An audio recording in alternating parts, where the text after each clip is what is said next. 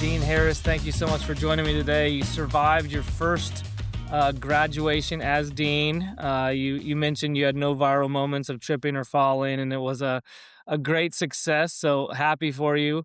And again, thank you for spending time with us today. For those who haven't met you or officially heard from you, could you please introduce yourself for us? Thanks, Mitch. I'm thrilled to be here. And yes, we survived graduation. That's probably best way to say it. We survived. I'm Michael Harris. I am the Leon Simmons Endowed Dean of the School of Education as of February. So I'm about 3 or 4 months in now. But I've been on the faculty at SMU since 2012. So professor of higher education.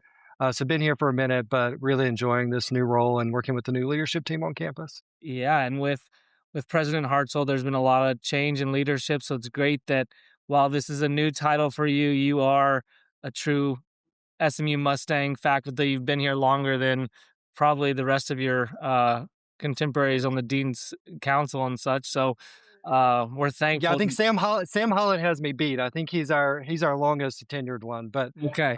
yeah, I've at least got the new guys beat by a few months. For sure. Yeah, they can't surpass you there. And we want to spend a lot of time talking about what you guys are doing and kind of that strategic plan now that you're Mhm. overseeing a lot of stuff that you've already been building historically. But let's talk a little bit about you and what brought you to SMU. Tell us a little bit about your education background, what drove you into a life of academics and career in education, and then kind of that timeline that got you to SMU for the past, we're working on what, 14, 15 years now? Yeah, then it seems like yesterday, but yeah, you're right, 14 years. So I grew up in Western North Carolina, grew up in a small rural town, kind of old school textile mill. My dad was a school teacher and later principal. So I was a big rebel and said, I'm not going to go into K-12 education, I'll go into higher education. So probably doesn't do much for my rebel credentials, but was fortunate enough to go to Chapel Hill for undergraduate. So I'm an old school ACC guy, so it's been fun to get back to ACC land a little bit now. And it was fun. I was an American history major. Was thinking about law school, as a lot of history majors do. And I took a class my junior year called it was an American Studies class called the University in American Life. And I was obviously in college, but had no idea really what college was as an institution or the purpose or how you could come to get a job there or any of that kind of Yeah. stuff. And this class kind of really opened my eyes. And I said, you know what? I'm fascinated. How did a kid who grew up in rural Western North Carolina get this opportunity? At the time, it was relatively low cost, certainly compared to what tuition costs now. How does this institution, and these institutions that are very much American institutions, how do they come to be? How are they successful? What's their mission? What's the strategy? And was really committed to that. So after undergrad, ended up going to the University of Pennsylvania and spent a few years there getting a master's and doctor of education in higher education administration. And was really not thinking about faculty work. I was going to be an administrator. And I think a lot of us, you have that moment where your dissertation advisor sits you down and you have one of those tough conversations. And he said, you need to think about faculty career. I think you'd be good at it. And for the kind of administrative work you're interested in, you really need to go through the faculty route. So hadn't necessarily prepared as much as I might have in hindsight, but was fortunate enough, was able to get a faculty job at the University of Alabama.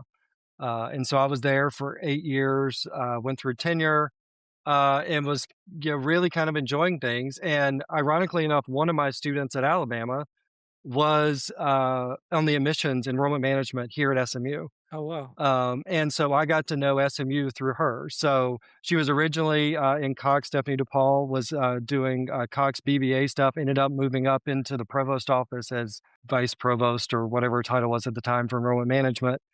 And Simmons was still relatively new in those days. And so when they decided they were going to grow a higher ed program in the educational leadership department, she gave my name to David Chard, who was the dean at the time, and said, you ought to call this guy and see if you can get him to come. So, one of those things that kind of as a courtesy to her, took the interview, but thought, no way anything's going to come of this. I told my wife, I'll go down to Dallas for a couple of days. I've never been to SMU. I'm a higher ed nerd. I like going to visit campuses. Yeah. And, probably about lunchtime on that first day, I went, "Holy cow, this, might be serious." Simmons, you come into the Annette Simmons building. This was before the Herald building was built, and you go, This doesn't look like a typical College of Education building, which is usually the old chemistry building or law school building. You know, the schools of ed kind of get the dumpy buildings a lot of time, and this was not the case here. And you thought, wow, they're really investing in building something. And Dean Chard kind of sold me on we're not building the traditional school of education here. And that's kind of what sold me. And that's what has kept me here all these years is we're going to do things a little bit differently. We're going to do it at a high level, but we're not going to do it the same way everybody else does. We're going to let research and evidence drive what we do and why we do it. So that's how I ended up on the hilltop, long story short. I love it, and we'll spend a majority kind of learning and talking about what you guys are doing and what you've done historically, but part of what we do in this SMU Stories piece is uncovering people's careers. So I want to touch on that a little bit for maybe the people listening who are like you when you were in your undergrad days of had an interest in education, have a what careers exist, and maybe advocate for those who want to get into academics or higher ed or those faculty positions. Kind of shed a little light on those careers and those paths. Yeah, one of the things I always say to students is undergraduate students, don't just take classes in areas you're interested in. I've said to our students more than once, the most impactful class I took, other than that American Studies universities class, was an acting class. It was one of those like fine arts requirements you just have to take to check the box. But that it was so influential and helpful for me when I started teaching because public speaking and stage presence and feeding off the audience, that's a huge part of teaching. Yeah. So you never know which class might be influential in your career down the line. It's one of the things I think is so valuable about our undergraduate experience at SMU. Those liberal arts classes, you never know what career, right, where it may take you. But I think on the higher ed side, I mean, one of the joys I always tell our students, when graduate students are coming in the higher ed program in particular, is that one of the fun things about higher ed is you can work in the same business, the same organization, but have multiple different types of careers, right? You could go from IT to finance to academics, right? Very different careers over the lifetime of your career, but also not have to change companies to do that. And so universities, we're kind of small cities, and we have a little bit of everything, right? We have investment folks, we have business folks, we have facilities, construction, academics, advising, athletics, or you name it. We've got a little bit of everything on campus. So I don't know that there's a career out there that a university doesn't have in some way, shape, or form. And I have to tell you, it's not a bad place to come to work every day. If you get a walk around a campus like SMU's, Right. there's very few places you can work in the country that would be a more kind of fun, invigorating, and exciting place to go to work every day. Yeah. And as this kind of transitions us into Simmons, I think you have a unique perspective of being someone who has spent time getting degrees, but also seeing students over decades and kind of how shifts change in the economy or the job market. Yesterday, we had our AI luncheon where we had Dr. Klein Smith speak and some other alums who are working in that space. And we talk a lot about on this is kind of the impact of having those liberal arts and those soft skills. And it Mhm. was fascinating to hear kind of how they talk about and they even people who live in this AI tech world talk about how important it is to be able to tell a story, have some of these skills. And we had students of Dr. Klein's there who have PhDs in computer science and these things. And talking to them after, they were more nervous sitting next to the alums, kind of talking about and selling themselves because they're incredibly smart, could help all these organizations, but talk to us a little bit about, like you say, the importance of that, and then what you guys are doing at Simmons to help kind of bridge the gap between some of those things. Yeah, one of the most important things I think SMU gives our students, and this is regardless of field, whether it's education, human development, whether it's engineering, meadows, you name it, and this is what President Hartzell talks about for principled leadership. This notion that an SMU student, regardless of field, we're preparing and training them to be a leader in whatever their respective field might be. And I think certainly in the era of AI and technology, those leadership skills, those soft skills, the ability to lead teams and people is going to be that much more valuable. And so, certainly, what we think about in Simmons, whether it's educational leadership and we're preparing principals or teacher leaders, whether that's sport management and preparing people to go into sport organizations and take on leadership roles of a team in a ticket office or in a sales group. The idea is if you come out of SMU because of that liberal arts training, because of we're going to intentionally give opportunities for whether it be internships, on-campus opportunity, extracurriculars. You're going to walk out of here ready to lead. And I think that's what differentiates an SMU student when we're looking for prospective students. But it also is what we're going to pour into students while you're here is we want you to be a leader in your field afterwards. And, I'm certainly of the opinion, regardless of where we go with technology, regardless of careers 20 or 30 years from now that none of us know exist yet, even, Mhm. right? Leadership skills are going to be valuable and important. And so I think that's one of the reasons we're kind of leaning into that principled leadership space because that is, I think, not just a long term differentiator for us, but it's something we're really ideally suited given our mix of size, curriculum, alumni network, as you well know. I mean, those are all things that we bring to the table that not a lot of institutions across the country can really leverage. So let's give us a little overview of how Simmons has evolved from when you first got there, and where it's going now. I think a lot of people and alums know about Simmons. They probably have a lot of friends who've graduated from there. Last time we talked, there's so many educators in just Dallas alone, DFW alone, who Mhm. have their degree through Simmons and are doing some amazing work. But talk to us a little bit about maybe where it started, how it's evolved, where some of the majors, the graduate degree programs, things that kind of have really succeeded and done well, and go from there. Yeah, yeah. I think one of the things, I think I would often say Simmons is the best kept secret on campus. And one of the things people probably don't realize in the push to R1, Simmons was one of the huge drivers of that. On a per faculty basis, Simmons faculty bring in more grant dollars than any other school on campus, and arguably more than most schools of education around the country. But the other thing about Simmons, so in the last 20 years, there's been some changes in the school, and really there's been a lot of growth. So our two largest programs now, our largest graduate program is actually counseling, Mm, and preparing students to go into become an LPC and go into counseling. Obviously, mental health services, particularly since the pandemic, have been in huge demand. We run a community clinic over there 4 days a week where we provide an opportunity for both students to train and learn, but also provide free or low cost counseling services to the community. So that's our largest graduate program, even more so than some of our education programs. And at the undergraduate level, our sport management program has just gone gangbusters. And I think that's only going to be more true in kind of the ACC power mhm, conference mhm. world that we're all living in now. And so, we have over 200 sport management majors in the program right now. But certainly, a lot of our bread and butter has been around education. We've been training teachers at SMU going back even into the 70s, predating Simmons. But in kind of its modern kind of Simmons form, we do a lot of teacher training and principalship training, higher education training. Um, Simmons historically has been about 75% graduate students. Okay.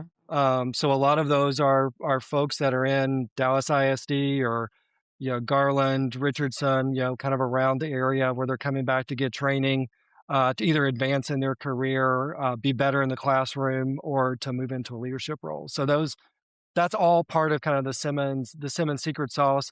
The other part that I think is really special about Simmons is the community engagement. When we talk about SMU engaging with Dallas and being Dallas's university, Simmons is very much on the front lines of that work. Right. Whether that's with nonprofits in town, certainly school districts around, again, this community clinic that we do, right? There's just a number of ways that we touch thousands of Dallas ISD students through our college access program, for example, where we help students, get to college, whether that's SMU or any other college, because that's an important opportunity. The work we've done in West Dallas, we're looking at work in South Dallas to support school districts there. It's an exciting opportunity to see what a school that's still relatively small, even by SMU standards, Mhm. I think is way punching above its weight in research and grants and in community impact. Absolutely. Tell us a little bit about your dean appointment. Was that something you were surprised by, you were gunning for, a little bit of everything? And then now being the acting dean, kind of what's your strategic vision or some of your hopes and things that we can support or kind of get behind in these next few years? Yeah, it's funny. I was on sabbatical last year, and usually when you're on a sabbatical, you think, yeah, I'll get some work done. It's a chance to step away from your day to day responsibilities. And then come back and, reengage in your research and in the classroom, and, it's such a wonderful opportunity for faculty. I came back and immediately stepped in as interim dean, so, not the typical transition back from a research leave that one has, but, there's the opportunity that, I care about this place deeply. You have, as you mentioned at the top, spent 14 years here. There's a handful of faculty who've been here longer than me, but not too many at this point. And it's just good people. And so you want to support a school whose mission you believe in and whose people you believe in. And so, the chance to step in and work with Jay Harshel, Rachel Mercy, Damon Evans, right? The whole there's three new deans on Mhm. campus. It was just an exciting opportunity, and you never know when you go into these searches how they're going to turn out. But fortunately, President Provost kind of liked what we were doing, and we did a full national search. So they kicked the tires on a lot of different candidates, and I'm grateful and gratified that it worked out the way it did. But I think to your point, one of the fun things about having been here for a minute, often when you have these transitions, you have to take a while to kind of learn the place, right? Learn the people, learn the programs, and I'm excited because we were able to kind of hit the ground running, back to when I was interim and certainly when I was appointed permanent in February of, let's start working with our donors and supporters. Let's work with our faculty and students. And, how do we take Simmons to that next level? As I mentioned, Simmons is about 20 years old now. And I think we're really positioned to go into the top echelon of Mhm. schools of education, human development. And so what that looks like for us is a couple of things. I think one, as I mentioned, we've historically been about 75% grad students. I suspect over time, given where the university is going, we'll probably get closer to 50-50. And that doesn't mean we're shrinking graduate enrollment. I think undergraduate enrollment will grow that Mhm. much more. Mhm. I think the demand for our applied physiology program, for example, students today are so interested in health programs, and SMU doesn't have a ton of health programs compared to Mhm. some schools. And so the physiology program that provides pathways for PT, OT, some of those allied health opportunities, particularly graduate programs, we've got a lot of success there, and that program has a lot of room to grow. Certainly, sports is an area of the school that we're going to lean hard into. The university is making huge investment in athletics. We haven't mentioned yet, but in addition to my dean of Simmons role, I'm also the university's faculty athletics representative. And essentially what that means is I'm a liaison between the academic side of the house and the athletic side of the house. And that's really kind of a fortuitous opportunity for Simmons because as we want to grow our sport management programs and opportunities for the academic side of the study of sport and careers in sport, we have a world-class college athletics department just on the other side of campus. And so that's a wonderful learning lab for our students. Dallas is the number one sports business, capital in the country. There's nowhere if you could pick up Simmons and move it anywhere in the country and say we want to grow, sports business opportunities, you would put it in Dallas. Right. It wouldn't be New York, it wouldn't be Chicago, it wouldn't be LA, it would be Dallas. And so that's a wonderful opportunity for us to grow, and so that's something we're going to lean in hard to as well over the next few years. Yeah, I mean, you've already touched on it, but I can see Simmons being, you know, just as well known as the Coxes of the world here soon with what you guys are doing, and especially where the world's evolving to. The majors and the degrees you guys are supporting are things that are going to be only more important going forward. People and personal connection, health, wellness, and sports. Right? Never been Right. bigger. It also doesn't hurt that you're a big sports buff. We know that, so it's a good role for you. How can we help? How can the alumni now hearing this, or as they get to spend more time with you and knowing kind of the vision you have, what can these alumni do to to give back, get involved, especially in some of these newer initiatives, sports? I know we have a lot of alums that have been working in that space, but it's growing. How can they get involved? How can those in the health and the counseling professions come back and Mhm. support you and the rest of the Simmons team? Yeah, so I think there's a couple of things. So one of the I think real and you all do such a wonderful job of this. having opportunities for our alums and the SMU network, broadly defined, support our current students, Hmm. whether that's mentorship opportunities, internship opportunities, and not just, right, a lot of times a freshman shows up to campus as a sport management major and they all want to go be the GM of the Rangers or the Cowboys, right? Right, right. Well, there's only a handful of those jobs out there, on the planet. Yep. But what they often don't realize is the whole ecosystem of sports in Dallas. And a number of folks who maybe graduated from a Cox or graduated from a law school, have opportunities where our students can engage. And that's something, certainly Todd Milborn and the Cox School, we're looking for opportunities where we can partner and engage. And we're going to do more of that in the next few years. But, if you're out there and working in an organization, there is no greater impact on an undergraduate in particular than a great internship Hmm. experience. Hmm. Even a bad internship is still a good internship Right. experience, right? And so I think certainly having opportunities one-on-one, going to coffees, hosting interns, hosting class visits. We really try to get the kids off campus as much as possible to go, and not just go to AT&T Stadium, but go look at UT Southwestern, go look at some of these other places around and see the full range of opportunities that are out there. Because as an 18, 19-year-old, none of us knew what we were going to do, Right. right? In most cases. So I think that's number one. I think number two is, just helping us word of mouth. As I mentioned, I think Simmons is often the best kept secret. Hmm. One of my big jobs is to make us less of a secret. And we say that not, as much as I'm happy to brag on Simmons, and we got a lot to brag about, it's really about furthering the work, Right. the impact that we can have in schools and in health clinics and nonprofits.